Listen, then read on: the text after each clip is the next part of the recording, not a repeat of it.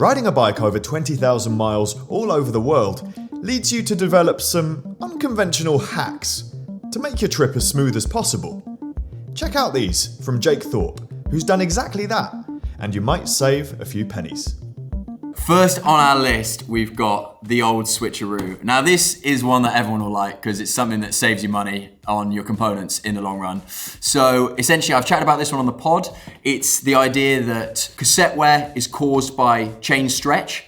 And so by replacing your chain more often, you're gonna wear your cassette less. But what you can do is on a long tour when you'd be carrying spare chains anyway, I did it, for example, with 3 chains. I would ride the first chain for 1,000 kilometers. I'd then switch on a brand new chain, ride that for 1,000 kilometers, keeping each of them when I change them out, and then a third one again, ride it for 1,000 kilometers, then I switch back to the first one, ride it for another 1,000 kilometers. This way, I basically get 9,000 kilometers out of my cassette instead of 3,000. The second element of the old switcheroo is tires. Now, back tires wear quicker than front tires. Easiest thing in the world to switch them over. And that way you're not replacing the back tires more often than you are the front. You just replace them both at the same time. So old switcheroo, chains, cassettes, chain rings, tires. With enough patience, you can do it with most things.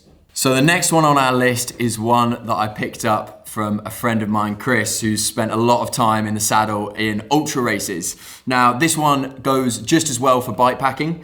It's the sunglasses strap. So rather than just placing your sunglasses on your helmet in the garage like this, essentially, often they'll shake around on rough stuff. You know, you take them off, they fall out, that's your new sunglasses scratched up. So when you're not wearing your sunglasses, particularly for an extended period of time, what you do instead is using any strap. I mean, this is an old Lesign pump strap.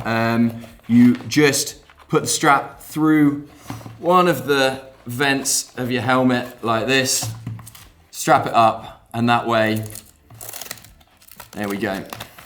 Shake it around, take your helmet off, they'll always be on there. It actually makes the world of difference, especially if you're riding a lot of rough stuff and you're constantly jiggling around. It just means that your glasses aren't gonna come off your head when they're not on your face.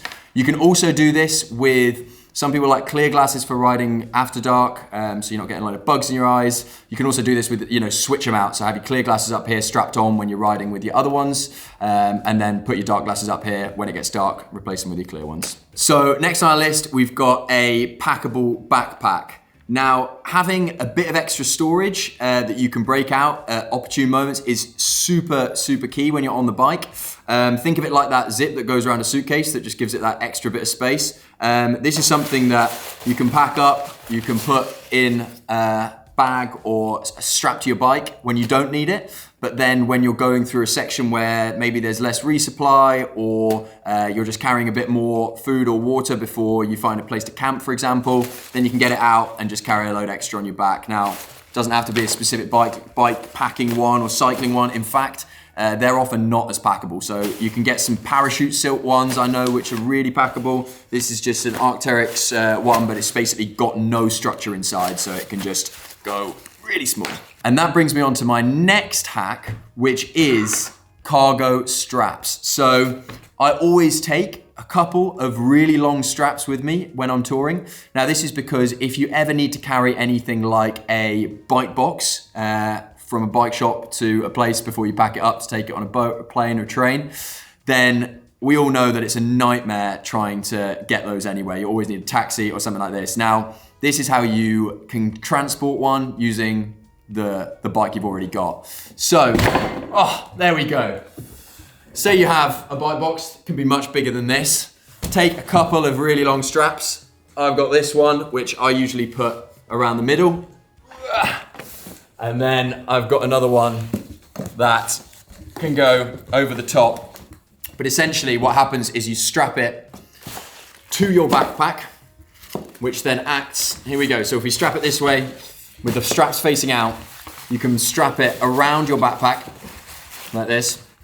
And then you can strap another one over the top, and that way you can carry the box on your back like a shell. So it works really well. This one's even longer, so I usually put this lengthways, the other one widthways, and then the straps of the backpack like this essentially catch it and make sure it stays at the right height and doesn't slip down your back. I've also done this to carry other bikes. I did that recently. So I was taking 2 bikes somewhere, and so I rode this one and then I strapped the other one to my back, again using this backpack. So it can basically just become an extra pair of straps for your back, and that is the cargo strap hack. Next one on our list is a tool that you might not carry already in your bike tool kit. So for me, you've got the usual in here, but for me the most important one is a pair of mini pliers. Now these come in handy in all sorts of situations. One is if you don't have a mini chain breaker like this, or a full-size chain breaker, then you can use pliers, especially ones with like a ridged grip section as opposed to flat nose pliers. You can use them to break a chain by gripping the outside of each. You can also use them whenever you're doing anything with cables, especially if it's cold and you're wearing gloves, or if it's wet and the cables are slipping, especially ones with a bit of grip here. You can hold on to cables like that. And another really key use of these ones for me is removable valve cores. So I spent most of my London to Cape Town trip with inner tubes, and the amount of times that I would remove the pump only to remove the valve core as well because it wasn't quite tight enough, and just basically backtrack 15 minutes work. That was too many times to count. So I would always tighten the valve core a little bit with some flat nose pliers before doing that. So mini pliers, real hack. Another hack on my list is rolling your thermarest into your tent roll. Now, people often will keep the thermarest and the tent separate, roll them up, and then you've got 2 separate, pretty big cylinders that you've got to pack somewhere on your bike. Now, unless you've got massive panniers, you might not have loads of volume available. But essentially, by rolling the thermarest inside the tent, it means that essentially you just grow the tent roll a little bit, and often if you're strapping that on the outside, it doesn't make a difference whether that's slightly thicker or not. For me, I put it in the tail fin aero bag, and that fits perfectly with the thermarest inside. Another good thing is that you're not faffing around taking it in and out the tent, because every time you use your thermarest, you're going to be in the tent, more times than not. So that's a really good way to make the setup, the breakdown of the camp a little bit quicker, and to save a bit of space at the same time. Next one, this.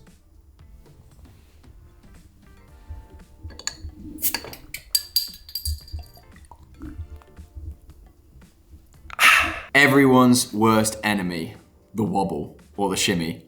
So next one on the list, we've got put more weight on the front.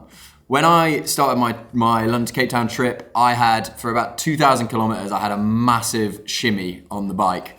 Now, this is because my accepted wisdom was put everything on the back, big panniers, on the tail fin. Actually, what happened was I just developed this real crazy wobble after, it wasn't even a speed wobble, it kind of happened all the time. It was super unstable to ride. I thought, intuitively, put more weight to the back. So I stripped everything off the front. It did help a little bit, but it was still noticeably there. And I noticed that then I was, close to maxing out the rear weight capacity. So at that point, I got in touch with Don Mason, and he from Mason Cycles, and he put me in touch with one of their riders, Josh Ibbott, who's an ultra rider, done a lot of long distance stuff, knows how to pack a bike.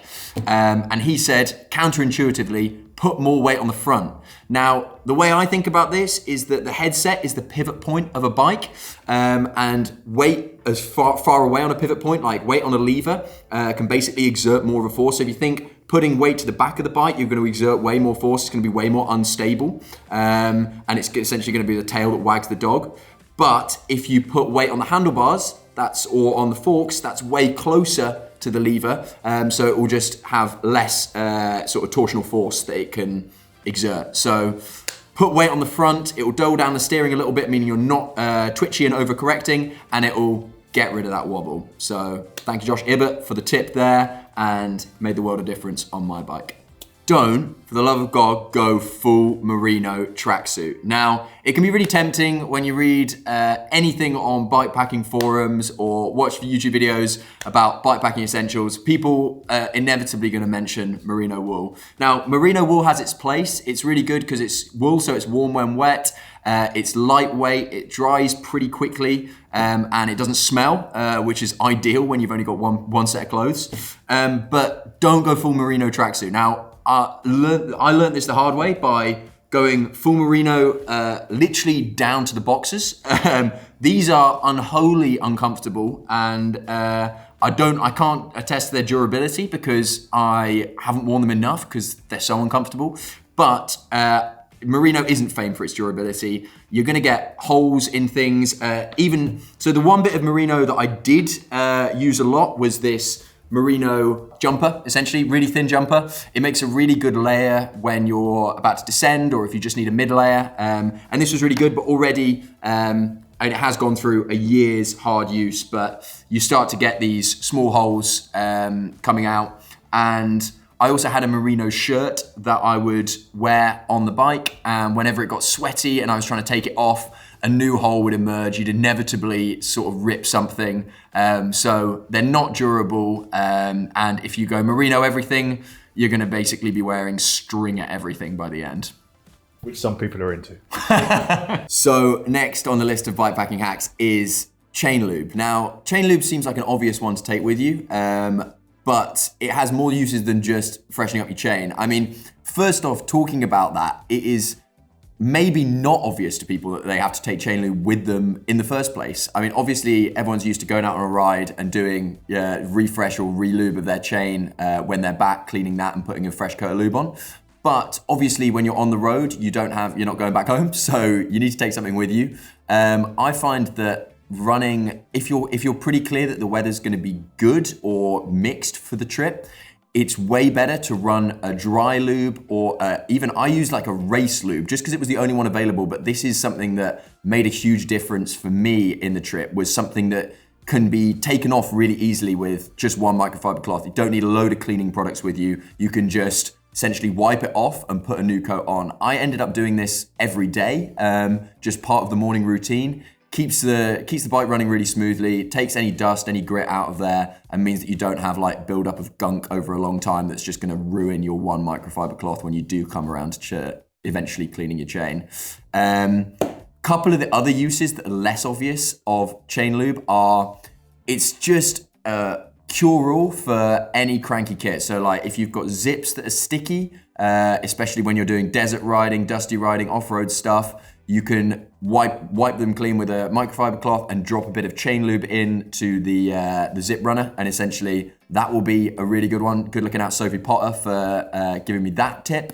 Other things I've used it for, when my pump gets a bit of dust in there, starts to become much more frictiony, then you can take off the top, especially with the Lizime Mini track pump that I use. You can take off the top, take out the plunger, put a bit of lube around the O-ring. That smooths the whole thing right up. Also for things like tools that are sticky after they get, for example, wet and a bit rusty. Also for cleats that are, the SPD mechanism on your pedals, you can drop a bit of lube in there as well. That's eased things up before.